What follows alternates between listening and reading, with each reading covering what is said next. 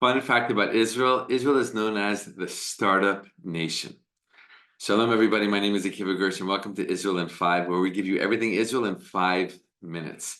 Please like and subscribe, and if you have any questions or want to add to the discussion, please do so in the comments below. So as I was saying, Israel is known as the startup nation. How did it get this title? Right? What does it mean for Israel to be the startup nation? Well, if you look at the NASDAQ stock exchange, Israel is number 4 on the list in terms of countries with the most amount of companies listed on the NASDAQ, only after America, Canada, and China. That's really impressive for this tiny little country in the Middle East that is dealing with so many issues specifically related to its security. Right. So we have to spend so much time and energy and focus on just surviving here. How is it possible that Israel has succeeded in thriving as well? Right. Well, those two are actually very, very connected. Let's look at a few of the reasons why and how Israel did become such a startup nation, startup culture, right? It is a culture of coming up with new ideas and innovations, right? People from Microsoft say, like, when we have a problem and everyone else is telling us no, we can't find the solution, we go to the Israelis and they say yes, or they say we will, don't worry, right?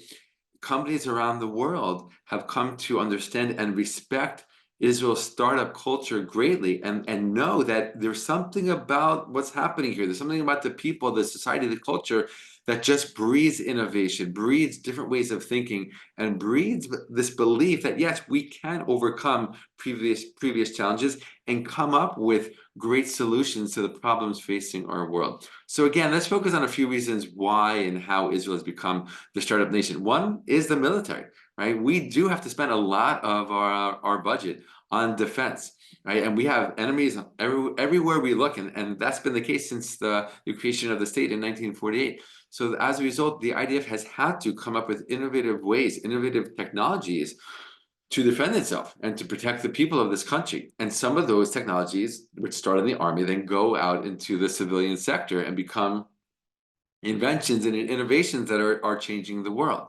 right? Another reason is due to the ancient Jewish practice and tradition of study, right? Jews are really into study, into very deep analyzing, right? Analysis. And that's been our way for thousands of years through, at the beginning, through Torah study, right? Studying the texts and plumbing the pages and trying to find, new ways of understanding something or multiple ways of understanding something, looking at something from multiple perspectives, right? There's a tradition in Judaism of studying at least with one other partner, if not in a group. And that opens you up to new ideas and new ways of thinking, and hearing other people's ideas motivate your ideas, and it just becomes a much bigger experience, right? 1 + 1 = 3 in that kind of situation. And that kind of tradition has made its way into the offices of Israeli startups, right? Into the boardrooms, right around the table, where people are not afraid to question even their superiors, right? It's a known thing in Israel that even a new employee will totally question his or her boss, right? No problem, and it's expected, right? And it's respected, right?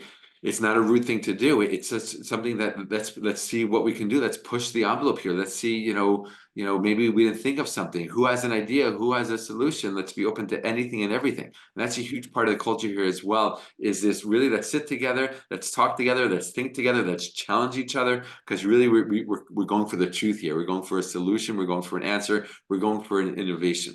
Right? And the third thing I want to share with you, which might sound a little bit more funny, but it's really true, is this idea of Israeli chutzpah, right? Or Jewish chutzpah. Chutzpah means gall. Like you have it's a chutzpah, right? You have like the gall to do something and to say something. You're not afraid, you're not embarrassed, right?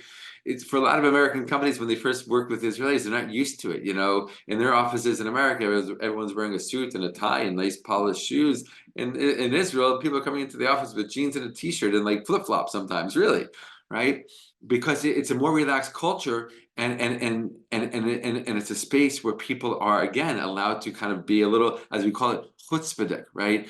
To challenge authority, right? To say what's on their mind, not to hold back, right? And all of these different things really play out in the office spaces of these startup companies.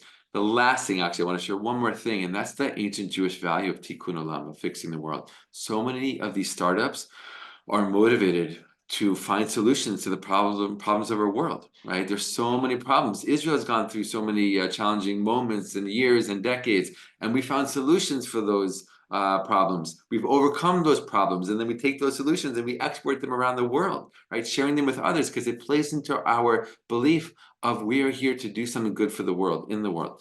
We want to fix the world. We want to help other people. We see that in Israel, with Israel, in Israel, happening in so many different ways, right? So here are all these different reasons and ways that Israel has really become a global leader when it comes to technology, when it comes to innovation, and when it comes to startups. And that's why Israel is known as the startup nation.